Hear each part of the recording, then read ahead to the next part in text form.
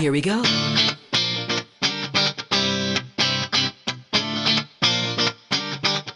Let me lift you up. We'll go right to the top. Let the sun come up. Together we can fly. All our hearts collide. Stay here by my side. I say we jump, we fly, we reach out to the sky. And it goes on and on and on and on and on. And we go on and on and on and on.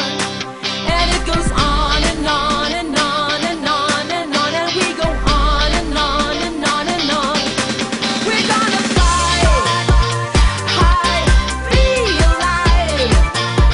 Yeah, we're gonna fly high, be alive.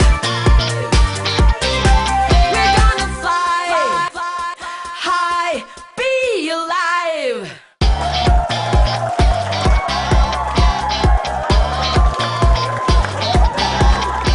Welcome to Be Alive! Kumusta po kayong lahat? Teka muna, tita. Nasaan na si Ana? Andito! Ay nako, ganon tayo kamahal ng audience natin. Maraming salamat po sa pagtangkilig nyo sa show namin. Sa inyo na si Ana! Today, we want to ask you to give life a chance. Ang mga bata po, ang mga anak natin, they are the hope of our future.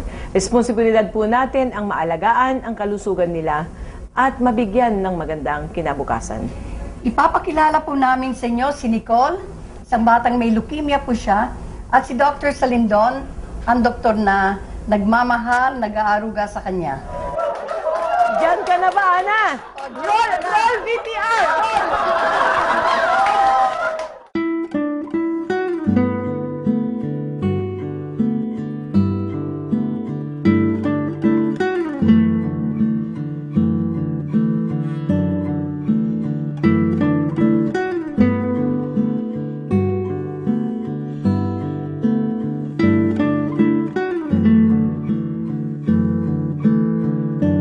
Nicole, that's a very rare kind of sickness. Yung body niya is not producing platelets. The first time we saw Nicole, platelet niya is only one. The only time we did blood transfusion was only one time. And we have not done anything yet. The only thing that keeping Nicole alive now is laminine. Ang platelet ni Nicole now is 46. Wow! Pero kung makikita niyo si Nicole, parang walang sakit yan. Pag nasa clinic yan, masaya, tawa ng tawa, playing with the patients. No? It was the grace of Miss Susan, no? Sinusuplayan niya si Nicole ng laminay. Nicole still has a lot of things to do, pero every week comes to the clinic, no? We pump in a lot of vitamins, no? We give him enough of the things that we have, ano may bibigay namin. What we're doing now is trying to remove most of the toxins we know that's still there in the body. So we're doing, every time she goes to the clinic, we're doing a chelation therapy for her. No, siguro we expect that the body to have full production for platelets siguro probably in a 6 months time. Once we remove all the toxins and stimulate all the bone marrow, stem cells, and that's the time we will see Nicole na have a normal count for platelets.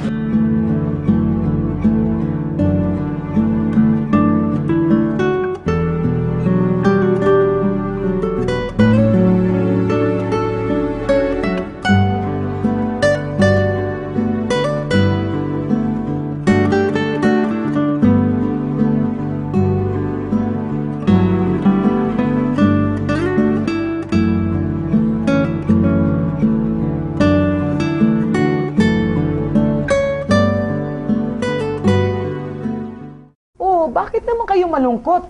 Dapat nga masaya tayo kasi iisang platelet na lang ang natitira kay Nicole. Nung pinainom siya ng laminine, 46 platelets na. Kaya dapat masaya tayong lahat, di ba? Be Alive, we'll be right back.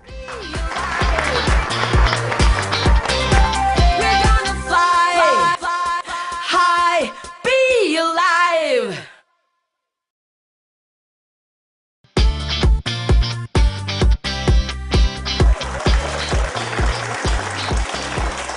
Ladies and gentlemen, please welcome Dr. Salindong. Doctor, everybody saw that incident with you and Nicole. Alam mo, Doc, pinakita ko rin yun sa US, no? Sa US, sa California. And actually, even Dr. Escalan was so touched. Okay. And nakikita ko sa mata niya, nangingilid din yung luha. Usually, doctors don't really get affected na kasi nakikita nyo everyday mga traumatic situations. Kaano nyo na po katagal na inalagaan si Nicole? Nicole has been with us for less than 2 months, no? Because Miss Susan who sent Nicole over sa clinic. Then when we saw her, no, ang platelet was really low.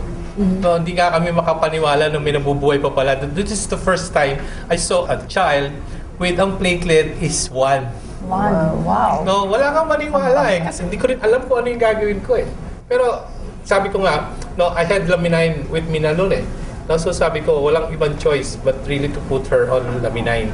No, so that's what we did. No? So we started with Laminine and we combine other natural treatment. No, we do chelation, we do heavy metal detox. No, so these are the things that we do. After about 2 weeks of that, no, we also did 1 blood transfusion kay Nicole. Yung sakit kasi ni Nicole, it's called the idiopathic thrombocytopenia purpura. It's a very rare kind of disease. Malalim yun. Yeah, it's Especially afflicted mga bata. Statistics shows about 1 is to 20,000. Kaya nga, that's the reason why it's called idiopathic. Idiopathic means we do not know the cause. Wow. So, sa medicine, kung hindi mo alam ang dahilan, walang treatment. No, tama. And that's always the problem with us, no, sa pagdating sa mainstream medicine. But the way we treat it is we treat it like leukemia. Nicole has about 8 cycles of chemotherapy. Just imagine, and the medicine that was used to her is a kind of an alkaloid which basically destroys the bone marrow. Oh my goodness. So it destroys your red blood cells, it destroys your white blood cells, and it also destroys your platelets. And how were you able to raise the platelets from 1 to, I think, 46. With this kind of condition, there are levels na tinatawag, no? Less than 10,000 is a critical level. She can die anytime. And ang gusto namin level, at least mga 50,000 May lagay namin siya sa 50,000, medyo stable na yan, no? And then we try to find out what's really causing the problem, and then hopefully na we go put it back into the normal. Ang normal for this child is about 300,000. So we still have a long way to go. We're doing now detoxification, no, and all of this stuff, no? Kasi nga, the reason why we cannot raise the platelets as high as 50,000 or above is because still the effect of the chemo drug. Oh my goodness. Di ba? Andudun pa yun So unless that the drug is andudun pa yun, you cannot just put in anything. Sabi nga, di ba, law of thermodynamics, you cannot have 2 matters in a single place. So you really have to do a lot of detoxification. Kaya nga, I was giving her at least mga 6 months, no? Na sana nasa Stable. active pa si Nicole, no? Kasi nga, she can bleed anytime Yun ang worry ko. Kaya nga what we're doing now is we're trying to strengthen the blood vessels para kahit anong baba ng platelets niya, hindi siya mag-bleed. Problema mo lang kasi bleeding Kasi the problem with platelets is that ito yung parang Bulcacel ng ating blood. Where there's a damage in the blood vessels, you bleed. No, this is the first line of defense. They go immediately to the side, then they make tapal-tapal dun sa butas. No, parang Bulcacil talaga, as in.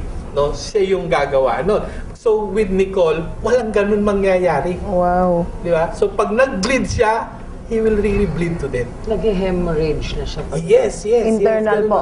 It can happen externally, and also mas delikado if it happen internally. No, yun ang kinakatakot namin. So doctor, I was watching your the BTR that we had, no?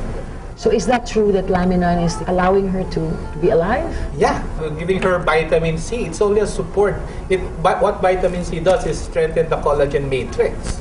Diba? But outside of that, vitamin C, wala na kaming binigay na iba. The other, multivitamins lang, give her some some herbal teas outside of the natural products that we use. Katulad ng sabi niyo, mahaba pa po yung journey ni Nicole para maging stable siya. Kung meron pong napakabuting puso dyan na gustong tumulong, nakikiusap po kami sa mga televiewers natin. Kami po sa Forever Rich, we're willing to sustain need niya sa Laminine. Yeah. Nakita niyo naman si Dr. Salindong, talaga pong ang puso po niya. I mean, hindi lang po siya doktor. Sabi ko nga, anghel to eh. Anything you can give, no? The family is really wala po talagang financial, no? If pababayaan natin si Nicole, Nicole will die. We're inviting the audience that if they wish to make comments or suggestions or offer your help regarding our case today, you can also call the numbers flashed below. Be alive. Doctor, thank you very much. We'll be right back. We will be right back. Salamat.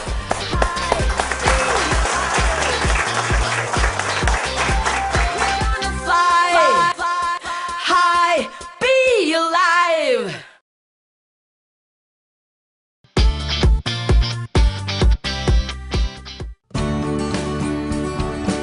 Crash dieted, my resistance went low. I would go to the gym for 4 hours a day. And then one day, I just collapsed in the office. And then after that, I was diagnosed with MRSA. It's a complicated virus that rejects antibiotics. So they had to ship toxic IVs from the States, and it costs a lot, like a vial would be 6,600, and I had to take that 3 times a day. And then it spread into the heart and my lungs, my liver. I had sepsis, and then there's a lot of complications. And then I wasn't getting better. They had me even tested for HIV and all that, only to find out that it was MRSA. When I was admitted to the hospital, I couldn't breathe. I couldn't breathe, and I was hallucinating. I thought I was in prison. I removed my IVs. I said, no, I cannot be. I have work. And I had already tubes here to extract things from my lungs, pus and all. It was up to here, and then I had tubes, and I couldn't move. To the nurses, I was crying because I felt that I wasn't getting well. I was there for 3 weeks, and every day there would be people dying, and I'm dying already. But they said, no, people get it worse, you know. I stayed about 3 months in the hospital. When I was home, I found out through Tita Tony, the Louie, my uncle. He had cancer, and then he took Laminine. He was already spitting out, coughing out blood. So they told me, I think you have to take this. True enough, I was fragile that time. They told me to try it out. So the diagnosis of the doctor was 6 months to get well. When I took Laminine, I was balding. I had bald spots here because of the toxic IVs.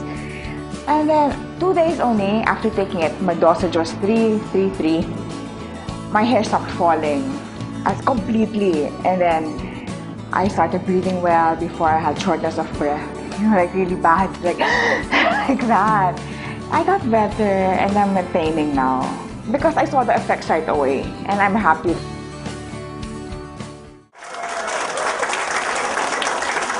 Welcome, Dr. Fruto, Dr. Magalona, and Dr. Imperio. Ano ho ba yung mga naging kaso ni Maite? The sickness is MRSA, or what we call the multi-drug resistant Staphylococcus aureus. And it develops because of the constant use of 3 factors. Number 1 is the constant use of antibiotics, and then generic drugs, and then lastly is yung mga dislike tablets. Kung ano-ano ng tablets, nagiging immune ngayon yung system natin, tas nadidevelop yung Staphylococcus bacteria. Kung merong operation na ginawa dyan, dun sa sugat mismo, nagkakaroon ng bacterial infection. So Actually that is po, the MRSA. Doctor, she had pneumonia. Yun po ang kanya naging sakit, no? And she was confined at the Asian hospital for a very long time. The only way that she was kept alive was by these vials that they were sending from the States. Staphylococcus aureus is common yan siya sa talagang skin natin. Kumbaga, common flora niya yung skin natin. But then, yung indiscriminate intake of antibiotics, yung inom ako ng ilan, parang ginagawang vitamins lang yung antibiotics, yung kailan gusto.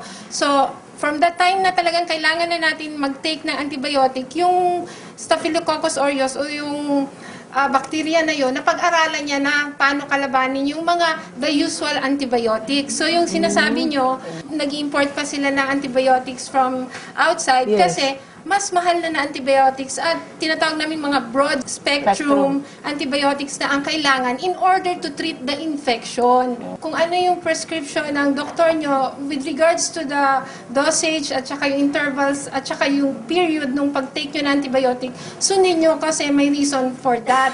Kung hindi nyo susundin, mangyari niyan, mapag-aaralan na nga nung bakterya yung gamot na yon. So, pag tinake nyo na siya uli, nako, hindi napapansinin dead man na ang bakterya sa antibiotic na yun. So usually, if you take antibiotic, you should follow the prescription, which would take about 7 days.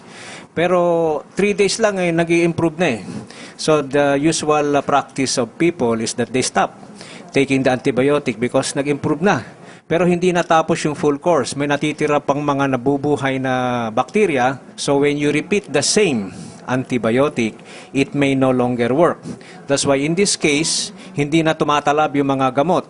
So they have to take more powerful antibiotics which may be available abroad and it would be more expensive. And the course would be more complete. Kailangan kompletuhin kasi pag tinigil na uli, yung more powerful antibiotic, baka sa sunod, wala na rin epekto. Parang mukhang mas matalino pa kaysa sa atin itong mga... Nagre-research kasi may buhay din yan eh. Di siyempre, papatay mo sila, lalaban yan eh. Pero alam mo, Susan, Tita Maggie, what really got her on track again was Laminine, no? That's why she was telling me that without Laminine, siguro baka daw hindi na nila nakayanan. So how did Laminine, help her? Because this was really like a short of a miracle. The amino acid lysine is the main factor in laminine that corrected the MRSA. The lysine, together with the tryptophan and the valine and the histidine, will make a reaction in the body that will combat the bacteria.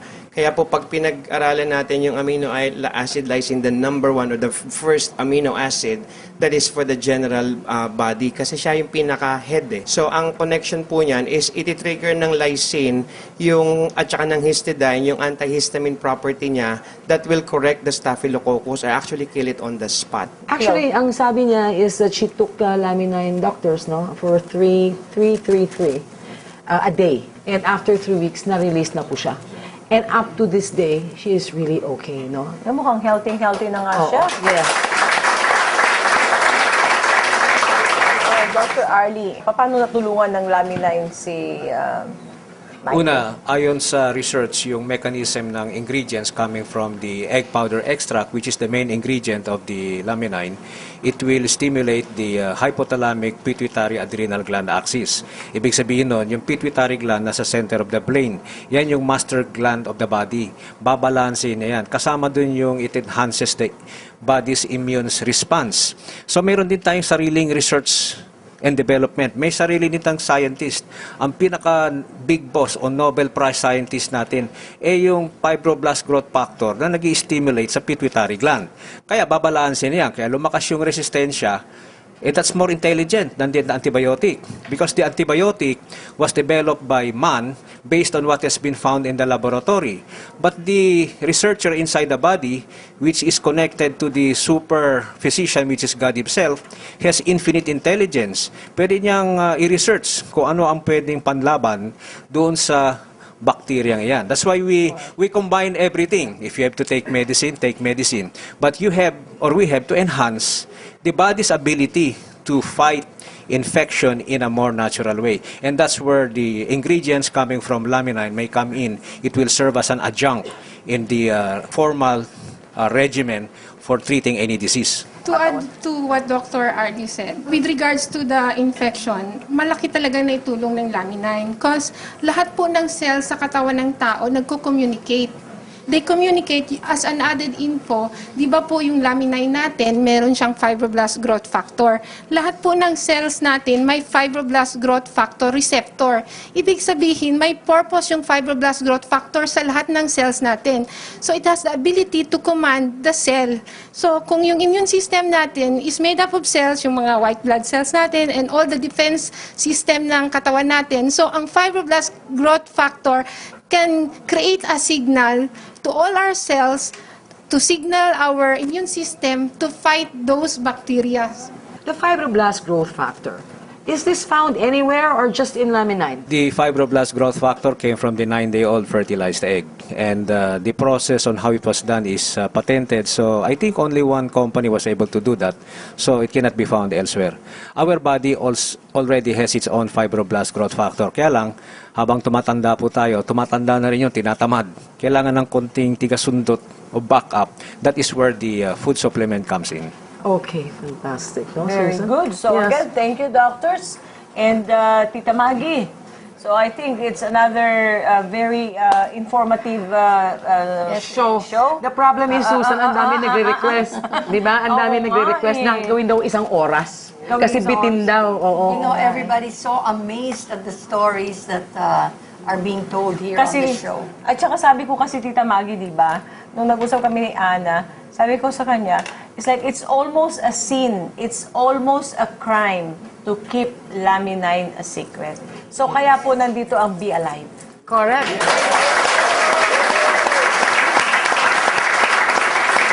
Well, anyway, ladies and gentlemen, we have Maite Calero in the audience. She's over there. Thank you very much, Maite. Babalik po kami. Don't go away.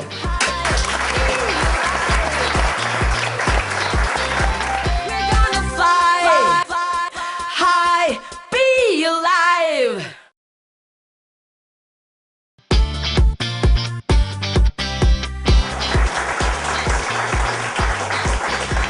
Today we have a special guest, Mr. Olan Ignacio.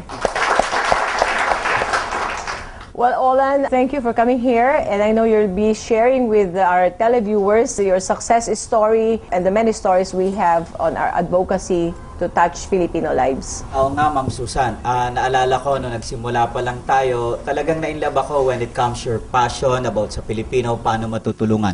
Marami na lang tayong nilakbayang paghihirap, pero natutuwa ako sa ngayon marami tayong natulungan, hindi lamang gumaling, maging sa financial aspect.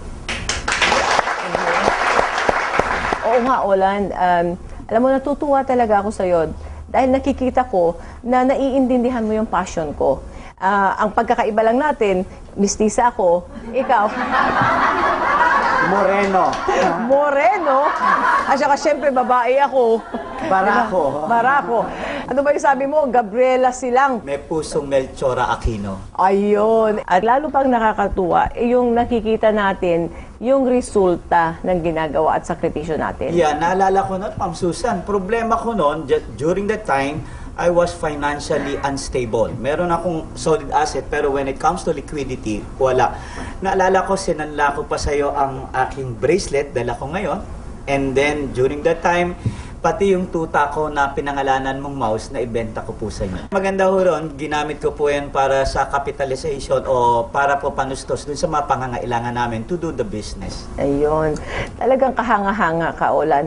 At alam ko rin na maraming mga problema, ang daming, challenges. Pero nalagpasan mo lahat ng challenges na yon. I believe that we cannot change the wind, but we can adjust our wings. And I believe na kung alam mo yung ginagawa mo, lalo na sa ikakaluwalhati ng Panginoon, at pangalawa para sa inang bayan, ibibigay mo lahat, Ma'am Susan. Tama, tama. Totoo yun. Katulad ko, Olan, na gusto ko ba na pagka ako isang araw ay nasa 6 feet under the ground, may mga taong masasabing, naging ganito ako dahil kay Ma'am Susan. Yung ganun ba? Ako po ay galing sa mahirap. Ang lolo ko po ay isang basurero.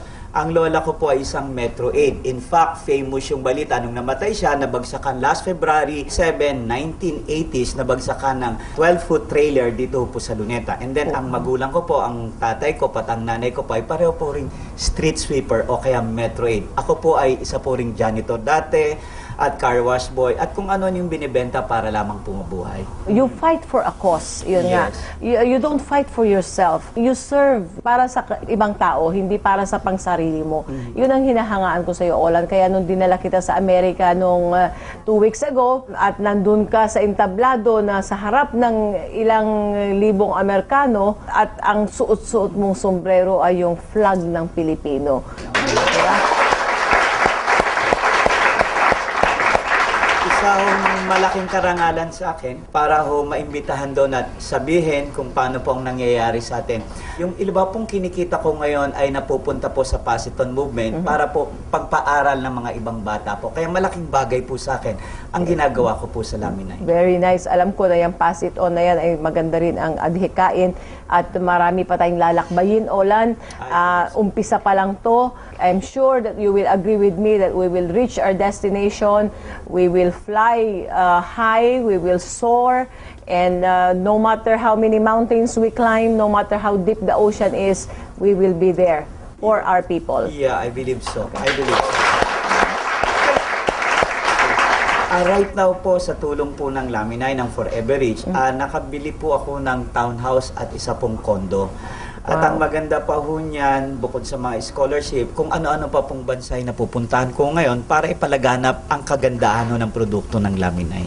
Ikaw ba ay gumagamit ng Laminine? Yeah. Diabetic ka rin, di ba? Yeah, since I was 39 years old, I use insulin. But the good news, the things that I need to do, strenuous kasi yung trabaho natin, nag-iisip, hindi lang yon, we need to put it into action.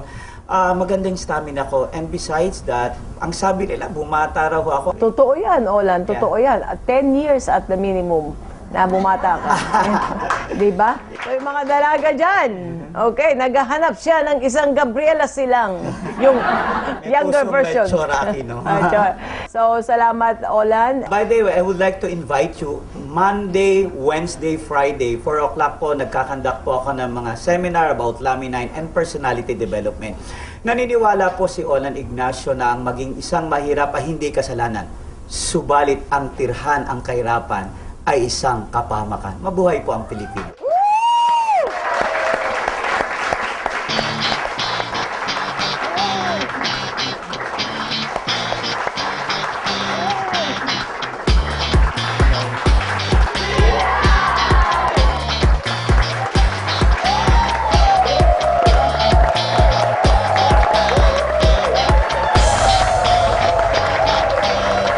Be Alive would like to thank the following: